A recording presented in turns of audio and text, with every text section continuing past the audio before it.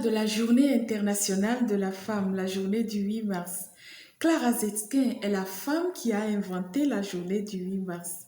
Pas que c'est la femme qui a remplacé Dieu ce jour-là pour créer la journée du 8 mars dans le monde ou dans la vie, non, mais c'est la femme qui a fait la proposition qu'il existe une journée internationale des droits de la femme.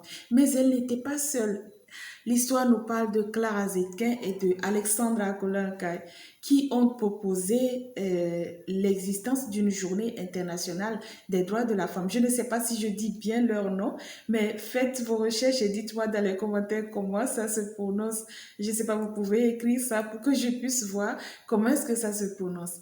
Alors, on parle de Clara Zetkin et de Alexandra Kollontai qui ont proposé une journée internationale des droits de la femme ou des droits des femmes, désolé, des droits des femmes en 1910 à Copenhague au congrès de l'International Socialiste.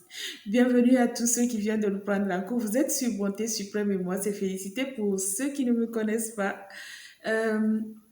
Aujourd'hui, nous parlons culture générale. Nous allons faire un petit détour sur l'histoire ou l'historique de la journée de la femme, la journée du 8 mars que nous célébrons aujourd'hui, qui est célébrée par toutes les filles, toutes les femmes, toutes les mamans dans le monde entier.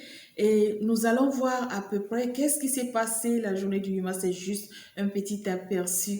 À vous qui venez de nous prendre en cours, n'oubliez pas de vous abonner, de liker, de partager pour faire grandir notre communauté. À la suite de la décision prise à Copenhague, la Journée internationale des femmes est célébrée pour la première fois le 19 mars 1911 en Allemagne, en Autriche, au Danemark et en Suisse où plus d'un millier de femmes et d'hommes assistent à des manifestations.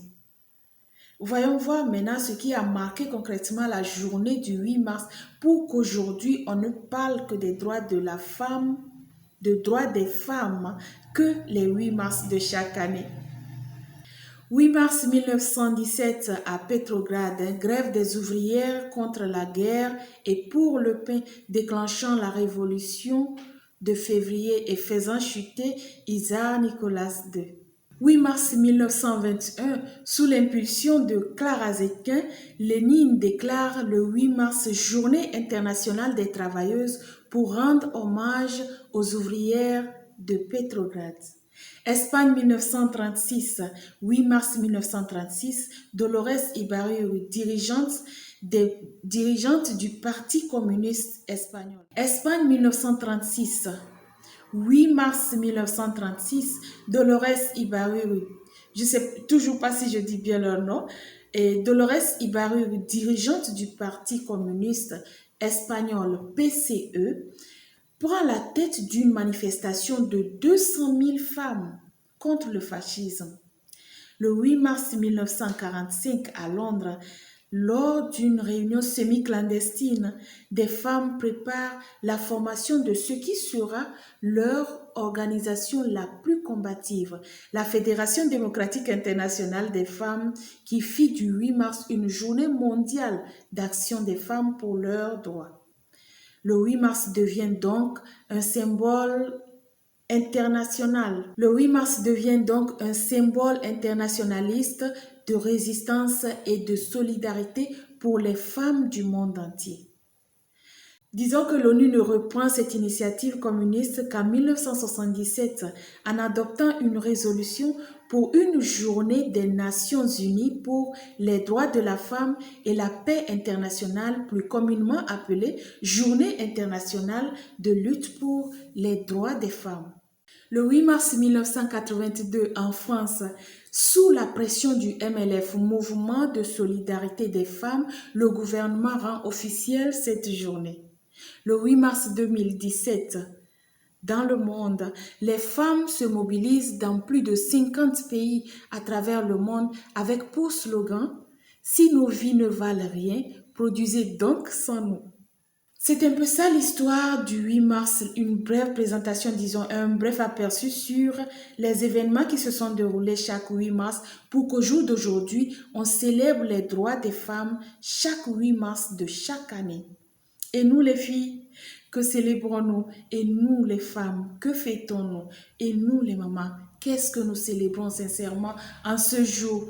Est-ce juste un thème choisi par nos femmes leaders ou nos politiques pour, euh, pour ambiancer la journée du 8 mars, pour faire du bruit, pour vraiment parler des droits de la femme? Ou c'est juste des pagnes que nous avons soigneusement choisis et cousu par les meilleurs stylistes du pays. Je ne sais pas, juste une façon de parler, mais qu'est-ce que nous célébrons aujourd'hui? Est-ce que connaissons-nous vraiment nos droits, les droits dont on nous parle ce jour du 8 mars, les droits dont tout le monde se retourne pour regarder, pour voir ce jour du 8 mars? Est-ce que ce sont ces droits que nous célébrons? Et ensuite, que se passe-t-il? Et ensuite, que se passe-t-il dans nos foyers? Que se passe-t-il dans nos communautés? Que se passe-t-il dans nos entreprises? Que se passe-t-il dans nos bureaux? Que se passe-t-il avec les femmes? Que se passe-t-il dans la vraie vie des femmes? Est-ce que nous arrivons à dire non quand ça ne va pas? Est-ce que nous connaissons vraiment ces droits que nous célébrons aujourd'hui? Est-ce que nous arrivons à faire stop quand on se sent brimé, quand on se sent abusé, quand on se sent exploité quelque part? Est-ce qu'on arrive vraiment à dire non? Il faut arriver à dire non quand on connaît vraiment ses droits. Et quand on ne connaît pas ses droits, on ne pourra qu'encaisser et être malheureuse. Vous savez, les filles, une bonne éducation d'une mère, une bonne éducation d'une femme, d'une fille est l'éducation de toute une nation. Alors, je nous exhorte à aller à la recherche, à aller à la connaissance de ces droits-là qu'on nous attribue, qu'on les maîtrise, qu'on les connaisse pour pouvoir dire non ou mettre un frein là où ça ne va pas et quand il le faut, mais le faire dans le respect, le faire dans la dignité. Appeler les autres à nous respecter parce que nous connaissons les limites de où il faut s'arrêter ou comment ça s'appelle, de où il faut aller. Je profite vraiment de cette occasion et de la présence sur cette chaîne pour souhaiter une bonne journée de 8 mars, une bonne fête et de la célébration des droits de la femme à toutes les femmes et exhorter, comme je le disais, exhorter toutes les femmes à aller à la recherche de ces droits-là, à les maîtriser, à les connaître et à les mettre en valeur. Merci à vous qui avez passé ce petit temps avec nous et à vous qui venez toujours de nous découvrir, vous savez. N'oubliez pas de vous abonner, de liker, de partager pour toujours faire grandir notre communauté. Je souhaite une excellente journée de célébration des droits de la femme à toutes les femmes, à toutes les filles, à toute la communauté féminine. Et je vous souhaite une excellente journée. Prenez bien soin de vous.